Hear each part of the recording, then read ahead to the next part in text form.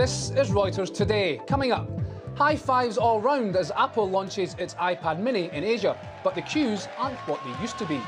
And all aboard for Middle Earth in Air New Zealand's new safety video. We start though with results from Royal Bank of Scotland. The UK taxpayer-owned bank increases operating profit in the third quarter to £1.05 billion.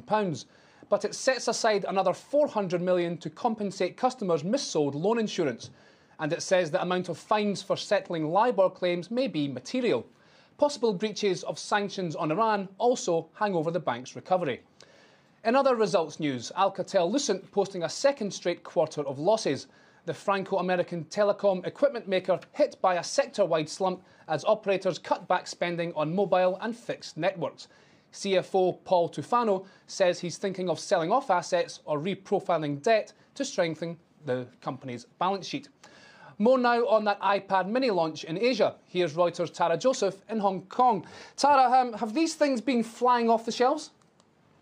Well, it's really been mini queues for the iPad mini once you add it all up, Jamie. While Apple rollouts, as you mentioned, are usually high-energy affairs, this one was definitely more quiet today across Asia. If we look to Australia, about 50 people waited in line in Sydney, and in Tokyo and Seoul, which have some serious tech devotees, we saw about 100 people lining up.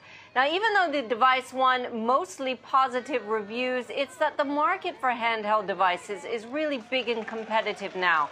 And the interesting thing here is, even though Apple may be bringing this to market to compete against its main rival, Samsung, it is interesting to note that if you tear down the iPad mini, you will reveal a display made by Samsung. Of course, they're one of Apple's major suppliers. So who knows what kind of phone or device it is anymore? So Apple squeezing the pips out of its fan base, if I could say that. Over to Japan, one of the big electronics companies in deep trouble. Yeah, that does wipe the smile off of anyone's face in the consumer electronics business. It's Sharp, and it itself is admitting it may not be able to survive as a going concern. It doubled or plans to double its full net year loss, forecasting $5.6 billion of loss this year. It's been a brutal year for Sharp. The shares are down 75% since January. The company's largely been shunned by the debt capital markets because of massive losses.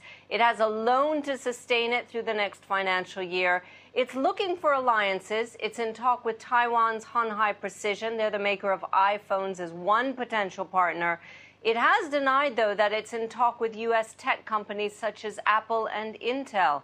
So what is Sharp to do? Where is it going next? OK, Tara, thanks very much and have a great weekend. Well, Japan's collapsing electronics industry hitting the value of the yen. Joining me now is Ian Stannard, Head of European FX Strategy at Morgan Stanley. Ian, the industry is hitting the value of the yen, but those companies, those very companies, would want an even lower yen. Are they going to get it? I think we are. I think we are going to see the yen remaining under pressure. I think this rebound we're seeing in dollar yen so far is going to be far more sustainable than the previous attempts we've seen by dollar yen to rebound over the course of the past year. The main difference, I think, this time is that the rebound is being driven more from a fundamental perspective. The fundamental backing for this recovery is very much in place. I think previously, where we've seen some failed attempts by the dollar yen to rebound, is that the move has been position-led rather than fundamentally led. This time around, positioning, according to our indicators, is still very, very light, suggesting that this move is very much being driven by the fundamentals. So there's more to go, and we just saw a chart, 80.3 yen. What's your target? Yes, we expect this move to extend even further, and we're looking for a move up towards the upper end of the major trading range, which has been in place over the course of the past couple of years, and that comes in around the 84 area. So we think we could well see that target, 84, being achieved by the end of the year. OK. Today, of course, is non-farm payrolls Friday. What do you expect from that in terms of the FX reaction? Dollar, of course. Yes, I think we need to watch the currency markets very closely, though. I think there could well be some significant market reaction to the data. We've seen the many of the employment surveys over the course of recent days coming in with reasonably robust numbers.